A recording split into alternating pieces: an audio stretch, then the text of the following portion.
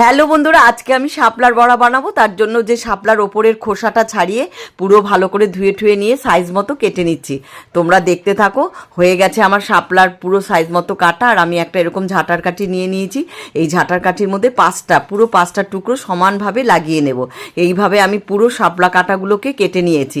তারপর আমি ব্যাটার তৈরি করলাম হচ্ছে বেসন, কর্নফ্লাওয়ার আর চাল গুঁড়ো দিয়ে সুন্দর একটা বেসনের ব্যাটার বানিয়ে নিলাম। ব্যাটার বানানোর পর আমি তার মধ্যে দিয়ে দিলাম হলুদ গুঁড়ো, নুন, লঙ্কা গুঁড়ো, তারপর হচ্ছে কালো জিরে, সব কিছু দিয়ে ভালো করে ব্যাটারটাকে আমি মেখে নিলাম। মেখে নিয়ে একদম একটা সুন্দর সিন্নির মতো একটা ঘনত্ব তৈরি করে নিলাম।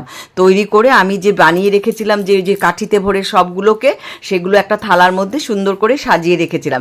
এবার আমি সেগুলো একটা একটা করে ডুবিয়ে একদম ডোবা তেলে সুন্দর করে ভেজে নিচ্ছি। কি দারুণটা! তোমরা কে কে খেয়েছো বলো। এই শাপলার বড়া হয়ে গেল আমার শাপলার